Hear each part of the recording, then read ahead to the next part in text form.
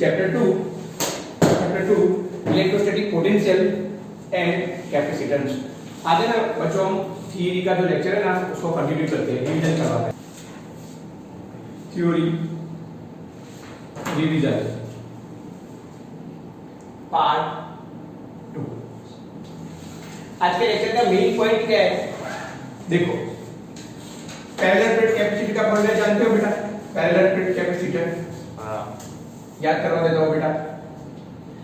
Positive plate है, ये negative plate है, है ना? हमने सिखाया बेटा इसका एरिया के और दोनों प्लेट का बीच का सेपरेशन d है।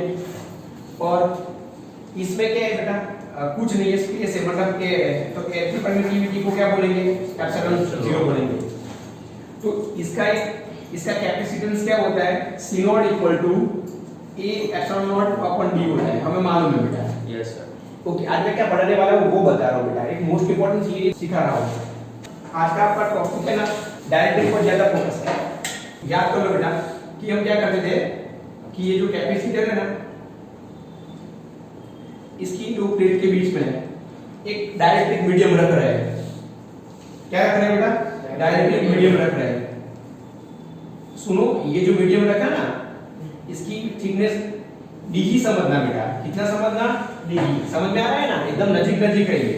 तो इसकी थिकनेस कितनी समझना है? डी ही समझना है। इसकी परमिटिविटी क्या है? एप्सिलॉन है। मीडियम है तो उसकी परमिटिविटी चेंज हो जाती है। तो इसकी एक प्रॉपर्टी होती है बेटा की। तो की को क्या बोलते हैं बेटा? Dielectric constant. मालूम है? डाइलेक्ट्रिक कांस्टेंट बोलते हैं। वो डाइलेक्ट्रिक कांस्टेंट होता है बेटा, उसकी वैल्यू क्या होती है? Epsilon by epsilon not. इसको एप्सिलॉन आर भी बोलते हैं। क्या समझ में आ रहा है ना? तो फिर हमने इस टाइप के बहुत सारे एमसीक्यू और न्यूमेरिकल करे थे, याद है ना? तो क्या होता है, अब इसका जो कैपेसिटेंस है ना वो चेंज हो जाता है। क्या हो जाता है? चेंज। और चेंज होके नया क्या बन जाएगा बेटा? k टाइम्स C0 बन जाएगा। ये याद आ रहा है आपको? हाँ सर। Yes sir. तो ये आज में ये थ्योरी डिराइव करने वाला हूं बेटा। मोस्ट इंपॉर्टेंट है, मोस्ट इंपॉर्टेंट। मतलब आज का जो टॉपिक है ना उसका नाम है dielectric and polarisation. Dielectric and polarisation. इसका फायदा क्या है बेटा? मेरे को टाइम मिलेगा ना, ये लेक्चर ये नेक्स्ट लेक्चर में मैं लेसन नंबर 5 कराऊंगा, लेसन नंबर 5। तो उसमें बेटा मैग्नेटाइजेशन आएगा। तो सुनो, इधर ध्यान रखो बेटा, पूरा एनर्जी के साथ। तो ये जो करवा रहा हूं उसका फायदा है बेटा लेसन नंबर 5 में, इसलिए ये टॉपिक को चूज किया है। तो हमारा टॉपिक किसका होगा बेटा? डाइलेक्ट्रिक का होगा। तो फटाफट स्टार्ट करते हैं बेटा। तो सबसे पहले क्वेश्चन नंबर 7 देख लो बेटा। Right the type of dielectric and explain them. Dielectric है ना, उसके जो मॉलिक्यूल होते हैं ना बेटा वो दो टाइप के होते हैं। लिखो फटाफट बेटा, मेरे साथ लिख तो जाओ बेटा। एकदम धीरे से स्टार्ट करता हूं, राइट? तो डाइलेक्ट्रिक के जो मॉलिक्यूल है वो दो टाइप के होते हैं बेटा। एक होता है पोलर, एक होता है नॉन पोलर। ओके, तो इसकी डेफिनेशन कैसे होती है बेटा? डायपोल से। मालूम है डायपोल मोमेंट। ओके, तो जो नॉन पोलर होता है ना वो ऐसा होता है, पॉजिटिव और नेगेटिव एकदम नजीक नजीक होता है। और इसमें क्या होता है बेटा? प्लस माइनस ऐसे होता है। मतलब इसमें मैं बोल रहा डायपोल मोमेंट क्रिएट होता है, इसमें डायपोल मोमेंट होता नहीं है। पहले नॉन पोलर देख लेते हैं बेटा। Non polar positive and negative charge के जो सेंटर है ना वो कोइंसाइड होते हैं। तो ये क्या हो गया बेटा? Non polar molecule. मैं एक वर्ड में बोलूं बेटा कि इसके पास डायपोल मोमेंट p को क्या बोलते हैं कि मतलब आज का जो मेरा जो लेक्चर है ना उसका हीरो कौन है? इलेक्ट्रिक डायपोल मोमेंट है बेटा, समझ लो। इलेक्ट्रिक डायपोल मोमेंट है बेटा। मेन कैरेक्टर बेटा यही है, इलेक्ट्रिक डायपोल मोमेंट। बाद में हम चैप्टर नंबर 5 को रिवीजन करवाएंगे ना तो वहां जो हमें डाया, पैरा और फेरामैग्नेटिक सब्सटेंस पढ़ने हैं ना उसका हीरो क्या होगा बेटा? मैग्नेटिक डायपोल मोमेंट होगा। क्या समझ में आ रहा है? तो अभी क्या पढ़ा रहे हैं बेटा? Electric dipole moment. ओके, तो ये थोड़ी थोड़ी बातें हैं बेटा, पहले समझ लो फिर मैं स्पीड करता हूं, राइट? इलेक्ट्रिक डायपोल मोमेंट के बारे में बहुत पढ़ा है बेटा फर्स्ट चैप्टर में। तो क्या होता है बेटा? तो इसमें 2a टेंड्स टू 0 ही लग रहा है ना बेटा, समझ में आ रहा है? ही नहीं है। तो एक वर्ड में बोल दो ना बेटा, जो डायलेक्ट्रिक मॉलिक्यूल है या मटेरियल है उसके पास डायपोल मोमेंट नहीं है ना वो क्या कहलाएंगे? Non polar. समझ में आ रहा है? और ऐसे मॉलिक्यूल कि जिसके पास डायपोल मोमेंट होता है वो क्या कहलाता है, पोलर। डन। तो देख लो इसकी कैरेक्टरिस्टिक और देख लो बेटा, फिर से मैं पढ़ रहा हूं। In a non polar molecule the centre of the positive charge and the centre of the negative charge is coincide with each other. और क्या है उसका, the non polar molecule do not possesses a permanent dipole moment। मैंने बताया ना उसके पास कुछ permanent dipole moment होती नहीं है। डन। और इसके एग्जांपल देना है तो बेटा O2 H2, इसके एग्जांपल देने हैं, इधर H है, दूसरा भी H है बेटा, तो H2 हो गया, O2 हो गया, समझ में आ रहा है ना। तो ये सब कैसा है बेटा, नॉन पोलर। डन। तो बताओ ऐसे पोलर में क्या होगा, The polar molecule possesses a permanent dipole. Yes, For example, H2 and HCl. Good, समझ में आ गया। तो चलो अब ये थोड़ा रफली डायलेक्ट्रिक के बारे में पता चल गया है बेटा आपको। डायलेक्ट्रिक दो टाइप के होते हैं, पोलर, नॉन पोलर। सुनो अपने को किसका इंपॉर्टेंट है इधर, पोलर मॉलिक्यूल का। ये जो कैपेसिटर की दो प्लेट के बीच में हमने जो डायलेक्ट्रिक रखे हैं बेटा, ये इस वाले होंगे। तो पहले मैं क्या कर रहा हूं बेटा, थोड़ा सा एक और वर्क कर रहा हूं। हमें ना बेटा ये दोनों मॉलिक्यूल वाला डायलेक्ट्रिक है ना, उसको एक्सटर्नल फील्ड में रखते हैं, फिर देखते हैं, समझ में आ रहा है। नॉन पोलर मॉलिक्यूल को एक्सटर्नल फील्ड में रखते हैं, पोलर मॉलिक्यूल वाले डायलेक्ट्रिक को हम एक्सटर्नल फील्ड में रखते हैं, यूनिफॉर्म एक्सटर्नल फील्ड में रखते हैं पहले, और देखते हैं। राइट, पहले देखते हैं उसकी कैरेक्टरिस्टिक, बाद में हम हमारा लेक्चर को आगे कंटिन्यू करेंगे। तो ये जो थियरी मैं बता रहा हूं ना बेटा, पोलर मॉलिक्यूल इन यूनिफॉर्म इलेक्ट्रिक फील्ड, वो थियरी मैंने बेटा नोट्स पे नहीं रखी है, तो आपको टेक्स्ट बुक निकालनी पड़ेगी बेटा। राइट, उसका खाली कॉन्सेप्ट ही है। राइट, तो टेक्स्ट बुक में देख लो बेटा, क्योंकि वो कॉन्सेप्ट चाहिए मेरे को वो थियरी करवाने के लिए। राइट बेटा, हाँ देखो पहला करवा रहा हूं बेटा, फॉर नॉन पोलर मॉलिक्यूल। एकदम इजी, मैं फिगर से समझा दूंगा बेटा, एकदम शॉर्ट है। राइट, तो देखो सपोज ये पूरी बॉडी है, वो नॉन पोलर डायलेक्ट्रिक बॉडी है। ये बॉडी कैसी है, नॉन पोलर। ओके, तो इसमें कैसे होगा, मैं ना विदाउट इलेक्ट्रिक फील्ड बता रहा हूं, मतलब ये इलेक्ट्रिक फील्ड की एब्सेंट, समझ में आ रहा है ना, एब्सेंस ऑफ इलेक्ट्रिक फील्ड। तो बताओ कैसे होगा, ऐसे होगा ना, किसी के पास डायपोल मोमेंट नहीं होंगे, समझ में आ रहा है। तो ऐसे होगा, ये सब मॉलिक्यूल बता दिए एक दो, चलेगा थोड़ा। ओके रख। अब जब इसको हम इलेक्ट्रिक फील्ड में रखेंगे ना बेटा, जब इसको हम इलेक्ट्रिक फील्ड में रखते हैं तो हमने बीच में इलेक्ट्रिक फील्ड इंट्रोड्यूस किया। कैसे करेंगे बेटा, इधर कोई प्लस रखेंगे, इधर कोई माइनस रखेंगे, तो मतलब इलेक्ट्रिक फील्ड में आ जाएगा नहीं ये।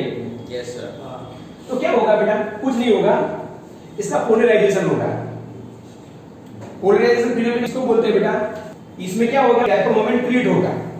देखो सपोज इलेक्ट्रिक फील्ड है ना बेटा, ये डायरेक्शन में है, ये डायरेक्शन में बताया मैंने, तो ये पॉजिटिव होता है, ये नेगेटिव होता है। ये डायरेक्शन में मैंने इलेक्ट्रिक फील्ड बताया, तो इसमें डायपोल मोमेंट कैसे क्रिएट होगी बेटा, नेगेटिव की साइड रहेगा, समझ में आ रहा है। कैसे इसमें डायपोल मोमेंट क्रिएट होगा। अब आगे बढ़ते हैं बेटा, बच्चों इसको बहुत अच्छे से समझना है। वो है पोलर मॉलिक्यूल वाला डायलेक्ट्रिक। राइट, तो उसमें आपको मालूम है क्या चीज होती है बेटा, हर एक मॉलिक्यूल, सुनो मजा आ जाएगा बेटा, बहुत जोरदार है आज का लेक्चर। हर एक मॉलिक्यूल के पास डायपोल मोमेंट होती है, परमानेंट डायपोल मोमेंट होती है, लेकिन क्या है बाद में बताता हूं, देख लो बेटा। तो सबके पास डायपोल मोमेंट होगा। तो बेटा मैं एक बात बताऊं, डायपोल मोमेंट को आप बेटा ऐसे भी बता सकते हो। सुनो मेरी बात, ये ऐसे बताया ना मैंने, तो इसका मतलब क्या है, ये ऐसे पी वेक्टर हो गया, क्या समझ में आ रहा है कि नहीं आ रहा है। फिर मैंने ऐसे बताया तो बेटा इधर प्लस बताया, इधर माइनस बताया, तो ऐसे में बताओ तो ये वेक्टर इस साइड होगा, समझ में नहीं आ रहा है। आगे ना चलो ऐसे बता दो तो माइनस प्लस ऐसे बता दिया तो कोई डायपोल ऊपर, तो ये इस डायरेक्शन में आएगा। तो सभी मॉलिक्यूल के पास डायपोल मोमेंट होता है, लेकिन और उसकी डायरेक्शन रैंडम होती है। कैसी होती है? रैंडम। मतलब ये वाले को ऐसे बता सकता हूँ बेटा, ये इसकी डायरेक्शन बता दी, समझ में आ रहा है? तो दिख रहा है ना बेटा, ये रैंडम है, ये क्या है? रैंडम है। तो फिर ये इसका वेक्टर सम कर दो बेटा, तो नेट क्या आ जाएगा? 0 आ जाएगा। वेक्टर सम करते हैं ना बेटा? Yes sir. तो ये तो रैंडम है, तो इसका नेट क्या आ जाएगा? 0 आ जाएगा। क्या समझ में आ रहा है? Yes, अब देखो बुक में ऐसा ही है, लेकिन ये ऐसे ही पढ़ेंगे बेटा। चैप्टर नंबर 5 में हम ऐसे ही पढ़ेंगे। चैप्टर 5 में ऐसे ही पढ़ेंगे बेटा। ये जो एरो बताया ना, उसको क्या समझ लेना है? मालूम है चैप्टर नंबर 5 में मैग्नेटिक मोमेंट समझ लेना है। पहले तो मैं E नॉट इक्वल टू 0 वाली कंडीशन पे बता रहा हूं। ये सभी पोलर मॉलिक्यूल के पास बेटा, सुनो मेरी बात इधर, डायपोल मोमेंट होता है, लेकिन उसकी डायरेक्शन कैसी होती है बेटा? रैंडम होती है, राइट? ऐसे बता दिया बेटा, कोई रूल नहीं है, क्योंकि तो रैंडम ही होने वाले हैं बेटा। ये रैंडम ही होने वाले हैं। ऐसे ऐसे आ गया बेटा। ये थियरी सिखाने के हमने बेटा आपको ना सारा डायपोल क्लियर करा दूंगा बेटा। सारा डायपोल, जो डायपोल में आपको जो थोड़ा कॉन्फिडेंस नहीं आ रहा है बेटा, सारा डायपोल बता दूंगा। डायपोल क्या चीज है? डायपोल पहले लेसन में भी आता है, डायपोल सेकंड लेसन में भी आता है। तो हम चलते हैं बेटा, फंडा से ही चलते हैं, ऐसे कुछ रटना बटना नहीं है। अब देख लिया आपने, चलो आगे। सभी के पास डायपोल मोमेंट कैसे है? रैंडम है, मतलब डायरेक्शन उसकी कैसी है? रैंडम है। तो अब हम उसको इलेक्ट्रिक फील्ड में रखेंगे। कैसे करेंगे? इलेक्ट्रिक फील्ड में रखेंगे। तो बेटा क्या हो जाएगा? देखो, ये बहुत सारी समझ लेना बेटा, बहुत सारी समझ लेना। E नॉट इक्वल टू 0 मतलब इलेक्ट्रिक फील्ड ऐसे दे दिया बेटा। तो फिर इसका क्या होगा? तो उसको समझने के लिए हमें थोड़ा आगे जाना होता है बेटा। चैप्टर 1 में जाएंगे, चैप्टर 2 में जाएंगे बेटा। अब एक थियरी याद करो, electric dipole in uniform electric field. याद आ रहा है? टॉर्च वाला tau equal to v sin theta वाला, देख लो एक बार। देखो ये मैंने इलेक्ट्रिक फील्ड रख दिया यूनिफॉर्म। ये -q, ये +q होता है डायपोल, ऐसे हो गया। तो इसका वेक्टर इस साइड होगा बेटा p। तो इसको मैं ऐसे रिप्रेजेंट करता हूं बेटा, ये इलेक्ट्रिक फील्ड है। कैसे बता सकता बेटा? ये p वेक्टर है और ये e वेक्टर है, तो थीटा होता है। तो टॉर्क लगता है बेटा, तो टॉर्क लगता है तो ये घूमता है, रोटेट होता है। किस डायरेक्शन में रोटेट करेगा बेटा? याद रखना सिद्धांत, थीटा डिक्रीज होए ना, उस डायरेक्शन में रोटेट करेगा। तो ऐसे है ना, तो ऐसे आएगा, नीचे इसका पूरा नहीं घूमेगा, इस साइड आएगा। समझ में आ रहा है ना? थीटा डिक्रीज हो उसी डायरेक्शन में जाएगा। इन शॉर्ट क्या हो जाएगा? वो पैरेलल बन जाएगा बेटा। पैरेलल बन जाएगा ना? हां सर। यही थ्योरी को हम चैप्टर नंबर 2 से भी कर सकते हैं बेटा। इसकी पोटेंशियल एनर्जी से, इसके पास पोटेंशियल एनर्जी क्या होगी? U = -P डॉट E होगी। समझ में आ रहा है ना? तो वो क्या करेगा? अपनी पोटेंशियल एनर्जी को मिनिमम करने का ट्राई करेगा। तो वही बात होती है बेटा, थीटा = 0 आ जाएगा ना। इन शॉर्ट में ये बोल रहा हूं बेटा कि ये डायपोल क्या हो जाएगा? इलेक्ट्रिक फील्ड को पैरेलल आने का ट्राई करेगा कि नहीं करेगा? करेगा ना? तो ऐसा हो जाएगा बेटा। ऐसे बहुत सारे होंगे ना, वो कैसे हो जाएगा बेटा? उसके पैरेलल आ जाएंगे इलेक्ट्रिक फील्ड के। चलो इसमें समझ में आ रहा है कि नहीं आ रहा है? आ रहा है ना पक्का? ऐसे मैं बहुत सारा नहीं ड्रॉ करूंगा, आप कर लेना बेटा टेक्स्ट बुक में से देख के फिगर को, राइट बेटा? ओके, यस, हो गया। तो देखो देखो देखो मेरे बच्चों, इसका प्रॉब्लम क्या था? इसके पास बेटा P नेट नहीं था, इसके पास P नेट नहीं था। समझ में आ रहा है ना? एंटायर स्लैब के बारे में बताऊं बेटा, या एंटायर बॉडी के बारे में बताऊं, तो एंटायर बॉडी का क्या हो जाता है? रिजल्टेंट 0 हो जाता था P का, राइट? लेकिन अब क्या हो जाएगा बेटा? देखो देखो देखो देखो, इसमें क्या हो जाएगा? ये न्यूट्रल हो जाएगा, न्यूट्रल हो जाएगा। ये जो इसके ये वाले मिलेंगे बेटा सरफेस के, समझ में आ रहा है? तो यहाँ चार्ज मिलेगा नेगेटिव, समझ में आ रहा है? और यहाँ चार्ज मिलेगा पॉजिटिव। ये पोलराइजेशन हो रहा है, तो इसको सिग्मा P बोलेंगे। बोल सकते नाम में क्या रखा है? तो ये नेगेटिव सिग्मा है और ये पॉजिटिव सिग्मा। समझ में आ रहा है? बस इतना ही है, मेरे को इतना ही चाहिए। अब मैं भागूंगा, मतलब अब हमारी स्पीड होगी बेटा। ये कॉन्सेप्ट था, इतना ही चाहिए चलता है। यही पढ़ना होता है। वो थियरी तो बेटा 2-2 मिनट में खत्म हो जाएगी, प्रॉमिस बोल रहा हूं बेटा। फिर से याद करवा रहा हूं, क्या किया हमने क्या किया? डायरेक्ट्रिक बारे में थोड़ा समझा। डायरेक्ट्रिक मतलब इंसुलेटर 2 टाइप के होते हैं बेटा, पोलर और नॉन पोलर। नॉन पोलर में क्या समझे बेटा? नॉन पोलर में इतना ही समझे कि उसके पास परमानेंट डायपोल मोमेंट नहीं होता है, समझ रहे? और पोलर में होता तो है लेकिन उसका एक प्रॉब्लम है, समझ में आ रहा है ना? ओके, फिर हमने क्या कर दिया बेटा, नॉन पोलर है ना उसको यूनिफॉर्म इलेक्ट्रिक फील्ड में रख दिया एंड पोलर को यूनिफॉर्म इलेक्ट्रिक फील्ड में रख दिया। चलो इतना आपको समझ में आ गया?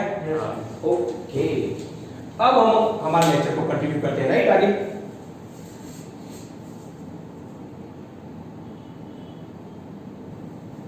Question number 8, parallel plate capacitor. Parallel plate capacitor, तो मालूम है ना इसका फॉर्मूला आपने बहुत सारे क्वेश्चन किए, सी नॉट ही बोलता हूं, A epsilon not upon D. तो एक बात बताऊं, ये ना हमारा जो चैप्टर नंबर 1 है ना उसमें एक एडिशनल एक्सरसाइज थी, मेरे को नंबर नहीं मालूम 1.25 या 1.26, उसके जैसा ही कुछ है। इसके लिए हमें क्या चाहिए बेटा, चैप्टर नंबर 1 उसमें आता था इनफाइनाइट लॉन्ग चार्ज प्लेन, मालूम है ना? हाँ सर। तो किसी p पॉइंट पर बेटा इलेक्ट्रिक फील्ड कितना होता है, इस पर चार्ज डेंसिटी सिग्मा है, तो EP क्या होता है बेटा, सिग्मा बाय 2 एप्सिलॉन नॉट होता है कि नहीं होता है? ये कॉन्सेप्ट है ये। तो हमें प्लेट है ना उसको ऐसे प्लेन की तरह डील करेंगे कुछ कंडीशन के साथ, देखते हैं बेटा। ओके, तो ये सब लिख लेना बेटा वर्ड में अरेंजमेंट। हमारे पास दो प्लेट है, एक प्लेट का नाम दे दीजिए बेटा 1 और दूसरी प्लेट क्या है बेटा 2, और एक प्लेट है ना वो पॉजिटिवली चार्ज है और दूसरी प्लेट है वो नेगेटिवली चार्ज है। भी कंसीडर करके लिखेंगे ना, तो इसका जो एरिया है ना, एरिया वो ए बोल देते हैं बेटा, और दोनों प्लेट के बीच का डिस्टेंस है ना वो डी बोल देते हैं बेटा। तो एरिया क्या है ए और दो प्लेट के बीच का डिस्टेंस क्या है डी, और बीच में कुछ नहीं है, एयर है बेटा, एयर। इसकी परमिटिविटी को क्या बोलेंगे हम, एप्सिलॉन 0 बोलेंगे। चलो यहाँ तक आपको समझ में आ गया? ओके, तो इसकी जो डेंसिटी होती है वो प्लस सिग्मा होती है, उसकी डेंसिटी है वो माइनस सिग्मा है। तो अपने को ना बेटा अब इलेक्ट्रिक फील्ड फाइंड आउट करना है, इलेक्ट्रिक फील्ड। तो देखते हैं बेटा इस पॉइंट पर इलेक्ट्रिक फील्ड कितना होगा बेटा, ये मैंने बताया बेटा वो चैप्टर 1 में एक एक्सरसाइज थी उसके जैसा ही है, याद कर लो बेटा इसको साइड में बेटा। तो इसकी आउटवर्ड डायरेक्शन में होगा, ये भी आउटवर्ड डायरेक्शन में होगा, ये E1 है ये E2 है। देखो बेटा मैं क्या नाम बोलूं इसको, कोई नाम बोलूं बेटा, x पॉइंट बोलूं ऐसे समझाने के लिए। तो 1 के का इलेक्ट्रिक फील्ड किस डायरेक्शन में होगा बेटा, इस डायरेक्शन में होगा, क्या समझ में आ रहा है? E1। और 2 के का इलेक्ट्रिक फील्ड किस डायरेक्शन में होगा, ऑपोजिट डायरेक्शन में होगा। अब देखो दोनों की चार्ज डेंसिटी तो सेम है, समझ में आया ये वाला फॉर्मूला बेटा? तो इसका आंसर क्या आ जाएगा, 0 आ जाएगा। डन कर लेंगे बेटा? तो समझ में आ रहा है ना, तो यहाँ इलेक्ट्रिक क्या होगा, 0 होगा। समझ में आ रहा है? टाइम नहीं बिगाड़ना मेरे को रिवीजन के लेक्चर में। इसमें सिमिलरली यहाँ भी इलेक्ट्रिक फील्ड क्या हो जाएगा, 0 हो जाएगा। ओके, तो हम इलेक्ट्रिक फील्ड कहाँ रखने वाले हैं बेटा, कहाँ फाइंड आउट करने वाले हैं, दो प्लेट के बीच में। क्या समझ में आ रहा है? तो दो प्लेट के बीच में क्या हो जाएगा, एडिशन हो जाएगा ना इसका और इसका। ये बातें समझ में आ रही है पक्का? तो यहाँ जो हमें इलेक्ट्रिक फील्ड E मिलेगा बेटा वो क्या मिलेगा, E1 प्लस E2 मिलेगा बेटा। Yes sir. सेम डायरेक्शन में मैग्नीट्यूड के साथ में एडिशन कर रहा हूं बेटा, तो क्या आएगा sigma bye 2 epsilon not plus sigma bye 2 epsilon not. Between two plate वो सब लिखेंगे ना बेटा? Yes sir. वो सब लिखना होगा, यहाँ नहीं होता है, लिखेंगे ना बेटा? Yes sir. ओके, तो क्या आया, सिग्मा बाय एप्सिलॉन नॉट। चलो यहाँ तक आप पहुंच गए बेटा, तो हमें क्या मिला, इक्वेशन नंबर 1 मिल गया। अभी आपको पूरा मार्क्स लेना है बेटा, तो एक छोटी सी चीज मेंशन करनी होगी बेटा। ये प्लेट है और हमने जो फॉर्मूला सीखा है वो इनफाइनाइट लॉन्ग प्लेन के लिए सीखा है, तो हम प्लेट को थोड़ा प्लेन ले सकते हैं, लेकिन ले सकते हैं किस कंडीशन में ले सकते हैं बेटा, as d is very small to a। क्या समझ में आ रहा है? Yes sir. ये तो प्लेट के बीच की दूरी है, बहुत छोटी होती है। दो बड़ी बड़ी बिल्डिंग होती है एकदम नजीक रखे और बीच में आप देखेंगे तो वो प्लेन लगेगा। समझ में आ रहा है मैं क्या समझा रहा हूँ? बड़ी बड़ी बिल्डिंग होती है बेटा एकदम नजीक है और आप ऐसे खड़े हैं बेटा, तो आपको तो इनफाइनाइटली लॉन्ग ही लगेगा ना। ये सब देखेंगे तो पूरा मार्क्स आएगा, वो मेंशन करना पड़ेगा यहाँ एक पॉइंट, तब जाके बेटा ये प्लेट को हम प्लेन ले सकते हैं, तब जाके बेटा ये वाला फॉर्मूला हम यूज कर सकते हैं, राइट? ये प्लेट के लिए नहीं है, ये प्लेन के लिए। समझ में आ गया बेटा? ये मेंशन करना होगा आपको। गुड। अब अपने को क्या फाइंड आउट करना है बेटा, कैपेसिटेंस फाइंड आउट करना है ना। क्या फाइंड आउट करना है इसका कैपेसिटेंस। बताओ कैपेसिटेंस का फॉर्मूला क्या होता है? मैं नीचे से स्टार्ट करता हूं बेटा। यस, कैपेसिटेंस C नॉट अथवा C0 लिख रहा हूं इसलिए। Q बाय V होता है बेटा, Q बाय V, याद कर लो Q बाय V। V क्या है? Electrostatic potential. तो लास्ट लेक्चर में relation between E and V करवाया था, याद है ना? V equal to ED। तो V इक्वल टू क्या आएगा? ED। क्या आएगा? ED। नॉर्मली हमें इसको E नॉट बोलना है तो बोल सकते हैं, क्या समझ आ रहा है? Yes sir. ओके, अभी यहाँ सिग्मा की वैल्यू रखना है तो रख सकते हो। यहाँ सिग्मा की वैल्यू रख दो बेटा। तो क्या आ गया बेटा? ये सिग्मा क्या होता है बेटा? Q बाय A होता है। चलो इसको 1 बोलना है बेटा। इक्वेशन नंबर इसको ही 1 बोलना है बेटा। हाँ, चलो हो गया ये। इसको ही 1 बोलना है। ये दोनों सेम ही है। ये दोनों सेम ही है। इसको बोले इसकी वैल्यू रखी, right? Done. Sigma equal to Q by A रखा। अब हो गया बेटा, प्रूव हो गया। देखो हो गया, हमें ये प्रूव करना है बेटा। C not equal to A epsilon not upon D। चलो तो E की वैल्यू रखो बेटा, Q by A epsilon not into D। अब इसको बोल दो इक्वेशन नंबर 2 बोल दो। समझ में आ रहा है? हां। अब इसकी वैल्यू यहां रख दो बेटा। अरे हां, થઈ ગયું। तो Q बाय થઈ ગયું sir. Q by 2D by A epsilon not, right? फिर आ गया ये A epsilon not upon Hence your theory 3 marks की। एक बात बताओ, आज की जीटी में 3 मार्क्स में मैंने पूछे लिए। मजे करो बेटा। Thank you sir.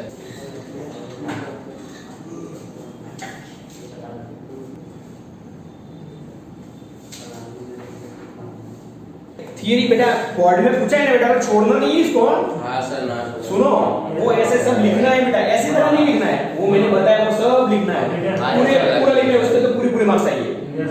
Electric field चाहिए, फिर क्या आएगा? इलेक्ट्रोस्टैटिक, ऐसे वर्ड में लिखना है। ठीक, पोटेंशियल समझ में आ रहा है? फिर क्या आएगा? कैपेसिटेंस आ जाएगा। Yes, good. सब लोग वीडियो देखते लेकिन सब्सक्राइब नहीं करते यार, क्या है यार? देखो मेरे साथ स्टेटमेंट बेटा। Question number 9, prove C dash equal to K C0। मतलब कैपेसिटर के दो प्लेट के बीच में डायलेक्ट्रिक रखेंगे ना तो इसका कैपेसिटेंस इंक्रीज हो जाएगा। Prove C dash equal to K C0। इसको ऐसे भी बोलते हैं, डायरेक्टली बिटवीन टू प्लेट। तो हम क्या करने वाले बेटा? केस 1 लेते हैं पहला, केस 1। सुनो, ये चीज इसलिए इंपॉर्टेंट है कि लेसन नंबर 5 है, मैग्नेटाइजेशन आएगा बेटा। मतलब लेसन नंबर 5 है ना, वो 50% ये थियरी वाले टॉपिक पर है। तो केस 1, एक्शन ऑफ डायलेक्ट्रिक। तो ये प्लेट है और ये भी प्लेट है, तो इसका इलेक्ट्रिक फील्ड क्या हो जाएगा? E हो जाएगा। इसको E नॉट बोलते हैं। E नॉट क्या हो जाएगा बेटा? E not sigma by epsilon 0 आएगा। Yes sir. फिर V नॉट क्या आएगा बेटा? V नॉट आएगा, E नॉट इनटू D आएगा। फिर आ गया सिग्मा D अपॉन एप्सिलॉन 0। फिर अब C नॉट निकाल देते हैं। C नॉट इक्वल टू क्या आएगा? Q by V not. इसकी जो चार्ज डेंसिटी उसको सिग्मा बोल देते हैं बेटा, plus sigma m minus sigma. Q by V not क्या है? Sigma D by epsilon 0। Done है बेटा? Yes sir. Q by A D। ये समझ में आ रहा है बेटा? सिग्मा की जगह मैंने Q बाय A ले लिया। हां सर। हां, तो ये क्या आ गया? C not equal to A epsilon not upon D। चलो इसको भी इक्वेशन नंबर स्टार बोल रहा हूं। तो ये जो पहला पार्ट है ना, वो तो एकदम इजी है।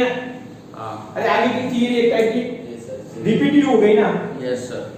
Case 2, present of dielectric. तो बच्चों अब की बार हम क्या कर रहे हैं बेटा? अब की बार हम कैपेसिटर की दो प्लेट के बीच में डायलेक्ट्रिक रखते हैं। कौन सा वाला डायलेक्ट्रिक? वो आगे मैंने लेक्चर की स्टार्टिंग में सिखाया, पोलर डायलेक्ट्रिक होता है ना, उसको इलेक्ट्रिक फील्ड में रखेंगे तो उसका बिहेवियर याद कर देना। वो बहुत इंपॉर्टेंट कांसेप्ट इसके लिए मैंने सिखाया था। वही बेटा, ये डिस्टेंस तो D समझ देना, एरिया A समझ देना। जोरदार पढ़ाऊंगा बेटा। ये D है, ये कौन सी प्लेट है बेटा? तो इसकी डेंसिटी क्या हो जाएगी? सिग्मा। ये कौन सी प्लेट है? नेगेटिव। तो इसकी डेंसिटी क्या हो जाएगी? Minus sigma. तो आपको समझ में आ रहा है इसमें इलेक्ट्रिक फील्ड होता है कि नहीं होता है? ये बताया ना मैंने। Yes sir. तो ये इलेक्ट्रिक फील्ड को हम बेटा E0 बोलेंगे।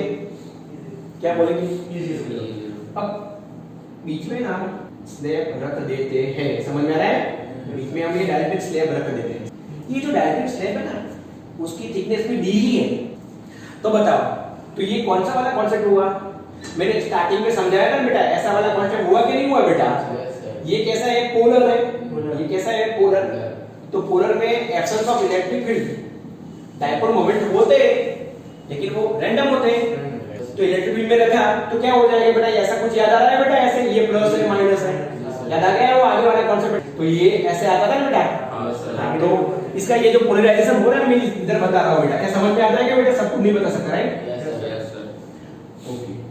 पर ना चार्ज डिस्ट्रीब्यूट हो रहा है बेटा, तो ये सरफेस चार्ज डेंसिटी आएगी। हाँ, लेकिन उसका नया नाम देना पड़ेगा ना बेटा? उसका नया नाम देना पड़ेगा। वो सिग्मा नहीं है तो इसका नाम एनसीईआरटी वाले लोग है ना सिग्मा पी बोलते हैं। क्या बोलते हैं? Sigma P. मेरी बात समझ में आ रही? पर जो चार्ज डिस्ट्रीब्यूट हो रहा है बेटा, ये एंड पर स्लैब है ना, उसके ये एंड पर जो चार्ज डिस्ट्रीब्यूट हो रहा है उसकी डेंसिटी है ना, तो इसको बोलेंगे बेटा माइनस सिग्मा पी। इसको बोलेंगे बेटा, कंफ्यूज मत हो जाना बेटा, ये माइनस सिग्मा इसका है, इसको बोलेंगे प्लस सिग्मा पी। क्या समझ में आ रहा है? चलो इतनी फिगर ड्रॉ कर लो।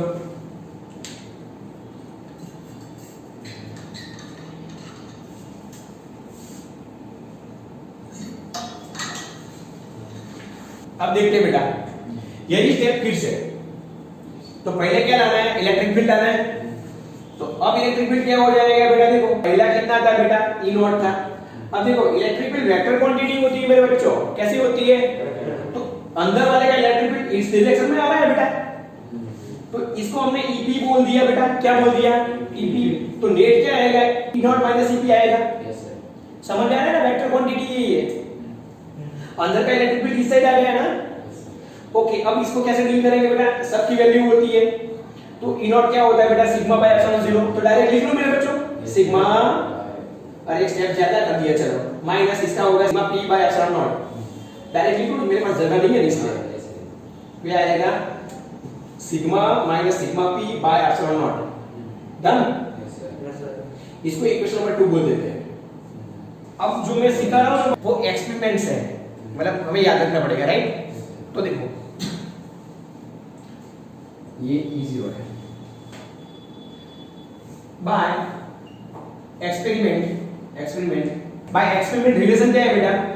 कि ये जो सिग्मा माइनस सिग्मा P होता है ना बेटा, ये टर्म, ये जो सिग्मा माइनस सिग्मा P होता है ना, वो किस पर डिपेंडेंट होता है बेटा? इनिशियल सिग्मा पर डिपेंड होता है ना बेटा। इसका पोलराइजेशन कितना होगा वो इनिशियल सिग्मा पर डिपेंड करता है। चलो यहां तक समझ में आ गया? Yes sir. अब देखते जाओ।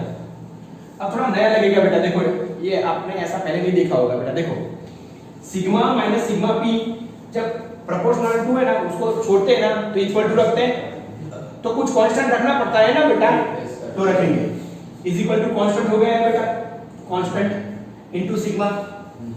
देखो अभी ये कांस्टेंट में हम कैसे लेंगे बेटा? ये कांस्टेंट का नाम क्या रखेंगे बेटा? देखो ये कांस्टेंट का नाम रखेंगे बेटा, कांस्टेंट का नाम रखेंगे 1/K। रख सकते? रख सकते। कांस्टेंट तो कांस्टेंट ही है।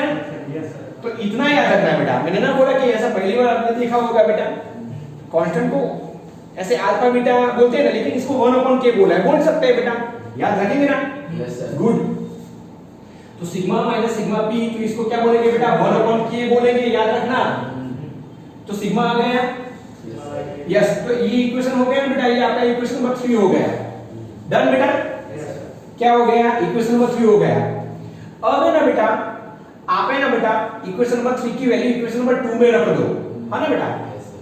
Put equation number 3 into equation number 2। चलो बेटा, वो बेटा E कितना आ रहा है बेटा? सिग्मा बाय K लिख लूं यहां से? लिख लूं बेटा, E equal to sigma by K epsilon not. अभी सिग्मा की जगह क्या लिखेंगे? Q बाय लिख सकते हैं ना बेटा? हां, तो ये लिख लिया बेटा, Q by A, Q by K A epsilon not. हो गया ना बेटा? अब ये इक्वेशन नंबर 4 हो रहा है। तो एक सेकंड रुको आप बेटा, हमने यहां में डायरेक्ट मिल गया था, समझ में आया? Yes sir. ठीक है, कुछ नहीं है, ये टर्म हमें डायरेक्ट मिल गया है ना? इसमें हमने मेहनत की है, बहुत मेहनत की सर, तब जाके यहाँ आया है। हाँ सर। अब तो हो जाएगा। हाँ तो अब तो आगे जाएंगे ना बेटा, तो मैं इधर लिखूंगा बेटा, इसका कहाँ लिखूंगा मैं, इधर लिखूंगा ऊपर। तो अब हमें ई मिल गया है ना, अब इसका v चाहिए बेटा, v इसका क्या चाहिए हमें, v। तो v कैसे आएगा बेटा, v इक्वल टू ed आएगा। क्या बात समझ में आ रही है, v इक्वल टू ed।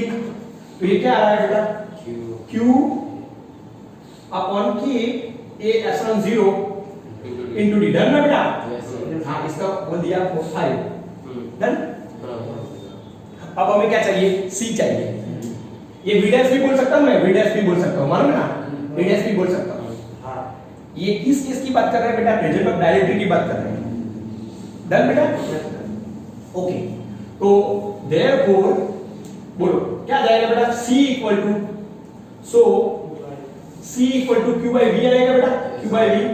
अब इक्वेशन नंबर 5 की वैल्यू याद रख दो बेटा, इसकी है ना, तो q बाय, डरना नहीं है, आ जाएगा answer, q by k a epsilon 0 into d। चलो यहां पहुंच गए बेटा, q q कट हो गया बेटा, फिर आ गया k a epsilon not upon d। आ गया नहीं आ गया, अब देखो ये इक्वेशन नंबर 1 को देख लो, C0 यस। तो therefore c equal to k times c0 from equation number 1 and hence your theory. C0 हाँ सॉरी बेटा सॉरी, यहाँ क्या आएगा, c0 है। ऐसे तो मेरी मिस्टेक थोड़ी थोड़ी होती रहती है बेटा, चलता है राइट। फिगर इक्वल टू क्या लाना है बेटा, k इनटू c0 लाना है। चलो c equal to k c0 आ गया।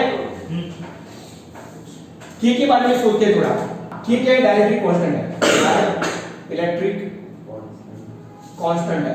इसको एप्सिलॉन r भी बोलते हैं बेटा, उसको एप्सिलॉन बाय एप्सिलॉन नॉट भी बोलते हैं, समझ में आ रहा है, यस सर। हाँ याद रखना, ओके। तो ये थियरी में कुछ नहीं था बेटा, केस नंबर 1 लेना है और केस नंबर 2 लेना है, ओके। और ये मोस्ट इंपॉर्टेंट थियरी है।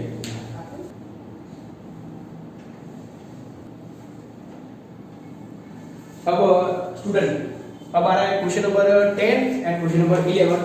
तो एक काम करते हैं बेटा, वो है ना, वो मैं होम टास्क दे रहा हूँ, आप कर लेंगे बेटा, एकदम सिंपल ही है।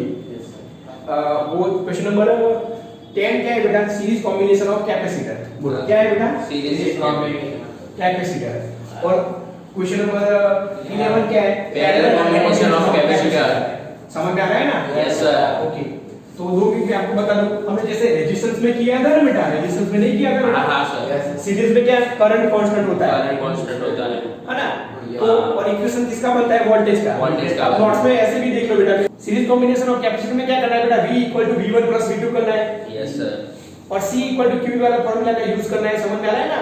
हाँ सर। हाँ ऐसे कर लेना बेटा। फिर 3 कैपेसिटर है तो 3 के बारे में कर लेना है, फिर आगे जाके n के लिए कर लेना है। क्या समझ में आ रहा है, यस सर। फिर आप क्वेश्चन नंबर है ना 11 देखो बेटा, क्वेश्चन नंबर 11। तो क्वेश्चन नंबर 11 क्या है, पैरेलल में कैपेसिटर है, ओके।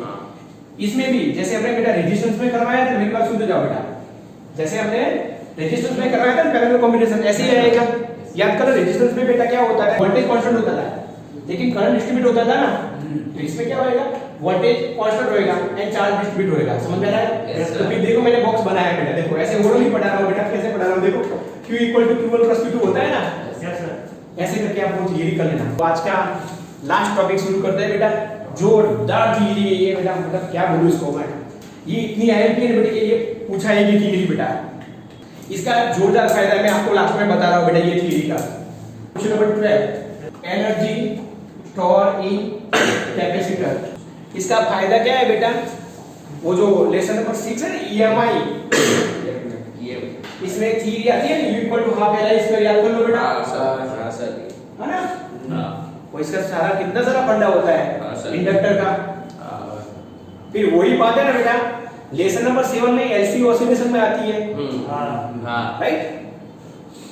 तो कैपेसिटर और इंडक्टर दोनों का एक ही जैसा काम है बेटा, वो एनर्जी स्टोर करता है। कैपेसिटर में जो एनर्जी स्टोर होती है वो इलेक्ट्रिकल एनर्जी होती है बेटा, और वो जो इंडक्टर है उसमें एनर्जी स्टोर होती है वो मैग्नेटिक एनर्जी होती है, समझ में आ रहा है ना। तो ये थियरी पढ़ेंगे ना बेटा, वो थियरी में आपको फायदा हो जाएगा। डन। तो स्टार्ट करते हैं बेटा। मैंने बोला ना बेटा एनसीईआरटी में फर्स्ट स्टेप नहीं दिया होता है, इसलिए बेटा आपको तकलीफ होती है। देखो आपके पास दो फिगर दी हुई है, तो मैं ना बेटा सुनो मेरे बच्चों, खाली एक स्टेप, पहला स्टेप बता रहा हूं बेटा, थ्योरी आपको ऐसे आ जाएगी। सुनो पहला स्टेप क्या है बेटा, हमारे पास दो अनचार्ज प्लेट है। क्या समझ में आ रहा है मेरे बच्चों? देखो तो इसको मैंने 1 बोल दिया, इसको 2 बोल दिया, इसका चार्ज है 0, इसका चार्ज 0 है। देखो अब हम क्या करने वाले हैं, यहां से चार्ज को यहां ले जा रहे हैं, सपोज इलेक्ट्रॉन जा रहा है, या देखो इसमें एक थोड़ा लोचा होता है राइट, जब हम डील करते हैं तो एक्चुअल में इलेक्ट्रॉन ही जाता है ना, हाँ, समझ में आ रहा है? पॉजिटिव तो जाता ही नहीं, लेकिन ऐसे समझाने के लिए यहाँ से पॉजिटिव जाएगा, नहीं जाता है, मालूम है ना? ओके, लेकिन जब चलो यहाँ से पॉजिटिव चार्ज, तो ये पॉजिटिव बनती जाएगी और ये नेगेटिव बनती जाएगी। क्या समझ में आ रहा है? तो हमें क्या करना है, ऐसा ही करना है बेटा कि हम क्या करने वाले हैं, प्लेट 2 से चार्ज को प्लेट 1 तक ले जाते हैं, तो हम वहां ले जाने के लिए वर्क डन करेंगे कि नहीं करेंगे? करेंगे। तो वो जो वर्क डन करेंगे ना, वो एनर्जी के फॉर्म में स्टोर होता है, तो वो एनर्जी हमें निकाल देनी होती है, तो वो एनर्जी क्या हो जाएगी, पोटेंशियल एनर्जी। समझ में आ रहा है मेरे बच्चों? मैंने बार-बार फिजिक्स में सिखाया बेटा, पोटेंशियल एनर्जी कोई चीज नहीं है बेटा, वो एक टाइप का वर्क डन ही होता है ना, तो वर्क डन वो एनर्जी के फॉर्म में स्टोर होता है राइट। हम क्या करने वाले हैं वो देख लो बेटा, हम है ना बेटा एक प्रोसेस ले रहे हैं बेटा, imaging a process of transferring charge from conductor to conductor 1। कैसे ले रहे हैं? स्मॉल स्टेप से, समझ लेना बेटा, कैसे ले जाते हैं बेटा, स्मॉल स्टेप। स्टार्ट कैसे किया है बेटा, 0 से स्टार्ट किया है। डन? Yes sir. चलिए यहाँ से समझ में आ रहा है? Yes sir. तो देखो मैं आपको समझा रहा हूँ। सपोज यहाँ से यूनिट चार्ज ले लो बेटा, unit charge, suppose dq equal to 1 है, तो 1 पहले जाएगा, तो इस पर -1 बनेगा, इस पर +1 बनेगा, फिर दूसरा ले जाओ तो ये -2 यूनिट बन जाएगा, ये +2 यूनिट बन जाएगा। समझ में आ रहा है राइट? फिर ये -3 बन जाएगा, +3 बन जाएगा। समझ में आ रहा है ना? Yes, तो ऐसे ऐसे हम स्टेप ले लेते हैं बेटा, यहाँ से स्मॉल चार्ज को यहाँ ले जाते हैं, तो आगे आगे जाएंगे तो इसका पोटेंशियल बढ़ जाएगा। नेक्स्ट स्टेप में जो चार्ज ले जा रहा है ना, उसके लिए वर्क डन क्या हो जाएगा, इंक्रीज हो जाएगा। तो सुनो इसमें से बेटा हम एक सिचुएशन इमेजिन कर देते हैं बेटा, बीच वाली कोई एक जगह पर वो सिचुएशन तो होगी कि नहीं होगी? कैसे सिचुएशन, ये बीच में एक सिचुएशन आ गई बेटा, कैसे कि यहाँ कितना हो गया बेटा, -2। समझ में आ रहा है? यहाँ बताता हूँ बेटा, चलो या भूल जाएंगे बेटा।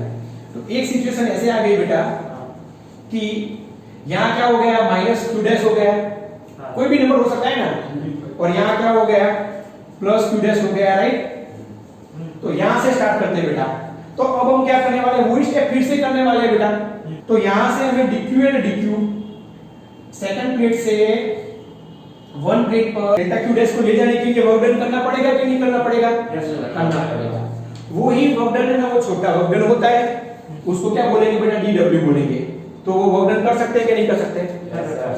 क्या समझ में आ रहा है? तो एक स्टेप इमेजिन कर लिया, कैसा किया कि जब प्लेट 1 पर +2 चार्ज हो एंड प्लेट 2 पर -2 चार्ज हो, वो वाली सिचुएशन में हम इसमें थोड़ा dq डैश ऐड कर रहे हैं पहली प्लेट में, तो हमें वर्क डन करना पड़ेगा कि नहीं करना पड़ेगा? करना पड़ेगा।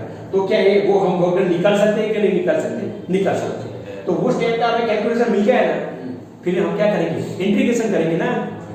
अरे बच्चों इंटीग्रेशन करेंगे ना, तो ये पहली सिचुएशन थी ना, स्टार्ट कहां से किया था, 0 से, फिर एंड क्या करना है बेटा, हमें कितना स्टोर कराना है बेटा, हमें ये डिराइव करना है बेटा, u equal to q² 2c या u equal to half c², ये हमें डिराइव करना है बेटा। डन बेटा? तो लास्ट वाली सिचुएशन क्या है, समझ में आ रहा है? इस पर q लाना है और इस पर -2 लाना है। देखो मैंने इतना सारा बताया ना बेटा, मैं खाली एक टर्म लेता हूं बेटा, आपको फील आ जाएगा। यस, वो ये बेटा कि यहाँ जो हमने q डैश मेंशन किया है बेटा, यहाँ जो q डैश मेंशन किया है ना, वो लेस देन q है। चलो समझ में आ रहा है बेटा? Yes sir. तो ये चीज होती है, ये बीच की ये जो भी सिचुएशन है ना, उसमें हमें जो q डैश मेंशन किया है ना, वे q से क्या है, छोटा है उसका वैल्यू। डन? तो ये हमें लास्ट फिगर क्या बन जाएगी, तो एक काम कर दो, ये फिगर को हटा दो बेटा, लेकिन आप ड्रॉ कर दो ब्रैकेट में, आपको समझने के लिए बेटा। ये वाली फिर से ऊपर ड्रॉ कर देता हूं बेटा, यहाँ +q डैश है और यहाँ क्या है, -q डैश है। बेटा कैलकुलेशन तो 2 मिनट का होता है, मालूम है ना? सर पढ़ाते ना तो कैलकुलेशन तो 2 मिनट में आ जाता है, वो कोई दिक्कत नहीं होती बेटा। कोई दिक्कत नहीं है कैलकुलेशन की, समझना बहुत इंपॉर्टेंट होता है, राइट? तो ये बीच का स्टेप बता दिया। लास्ट में हमें क्या करना है मालूम है ना आपको? लास्ट में हमें क्या करना है? लास्ट स्टेप में हमें ये प्रोसेस को कहां तक खत्म कर देना है बेटा? जब तक बेटा इस पर कितना चार्ज ना होए Q और इस पर कितना चार्ज ना होए minus Q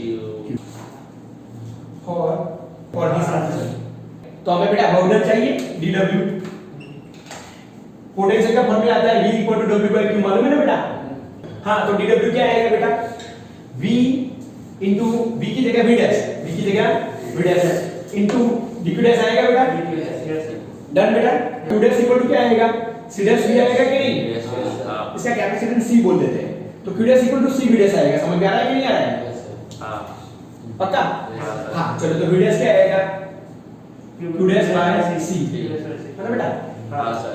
into dQ dash. तो ये क्या बन गया बेटा? dW बन गया। इसको इक्वेशन नंबर 1 बोल दो। डन? तो टोटल वर्क डन किसके लिए बेटा? कि जो प्लेट 1 पर प्लस Q चार्ज को ले जाने के लिए, राइट? तो क्या आएगा बेटा? W बोल दे बेटा। तो क्या आएगा? 0 टू Q आएगा ना? 0 टू Q, समझ में आ रहा है? 0 टू Q और क्या आएगा? dW। क्या समझ में आ रहा है? Q dash by C dQ dash. क्या समझ में आ रहा है? 0 टू Q। डन बेटा? Very good. C तो कांस्टेंट है, तो 0 टू Q डैश डेल लिखो बेटा। ओके, क्योंकि एलसीआर में मार्क्स कट हो जाएंगे बेटा, डेल लिखो। इसका इंटीग्रेशन करते हैं 1 upon C Q dash square by 2, right? Limit क्या आएगी? 0 to Q, lower limit upper limit, तो 1 अपॉन C। तो इसका क्या आ गया बेटा? Q डैश की जगह Q ले लो, तो आ गया ये Q स्क्वायर बाय 2 0। तो W लिख लिया ना बेटा? ये एनर्जी स्टोर होती है पोटेंशियल एनर्जी में, समझ में आ रहा है? वर्क डन ना, वर्क डन वो एनर्जी के फॉर्म में स्टोर होता है। तो ये आ गया Q square by 2C। Done बेटा? तो आपका फॉर्मूला आ गया U equal to Q square by 2C। अब Q इक्वल टू C ले लो बेटा, half CV square, half CV square. तो ये थ्योरी में आपको समझ में आ गया बेटा? कॉन्सेप्ट क्या था वो समझ लो बेटा। पहले ना ये दो कंडक्टर थे ना, उस पर कोई चार्ज ही नहीं था, फिर यहाँ से 2 प्लेट से 1 प्लेट पर चार्ज लेके जा रहे हैं, तो क्या हो जाएगा? ये नेगेटिव बन जाएगा, ये पॉजिटिव बन जाएगा। तो ऐसे ऐसे होता जाएगा। हमने क्या किया?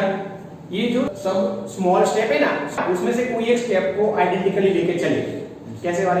कि एक ऐसी सिचुएशन होगी कि इस पर क्या चार्ज हो जाएगा? Q डैश, इस पर क्या चार्ज हो जाएगा? Minus Q dash. यहां से स्टार्ट करते हैं, तो फिनोमेना तो वो ही है।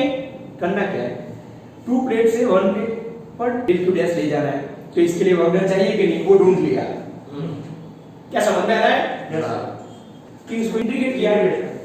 कहानी कहां से शुरू हुई थी? 0 से। खत्म क्या करनी है? 2 पर। डन? ओके। अब एक 2 मार्क्स की बेटे मोस्ट टाइम की थ्योरी पूछाती है बेटा, एनर्जी डेंसिटी। तो ये क्वेश्चन नंबर 13 है। इसका नाम है क्या है? Energy density, energy per unit volume. देखो मेरे बच्चों, वो ही क्या आएगा?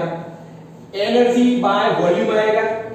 इसका वॉल्यूम क्या आएगा? एरिया इनटू डी आएगा। डन ना बेटा? देखते जाओ बेटा। अब देखो U इक्वल टू फॉर्मूला क्या है? Q square by 2C। अब Q और C की वैल्यू रख देते बेटा। Sigma equal to Q by आएगा, तो क्या आएगा बेटा? देखो sigma A square, sigma square A square upon 2C। नहीं, इसकी वैल्यू रख दो। हां, ये एप्सिलॉन 0 इनटू डी। तो ये क्या आया बेटा?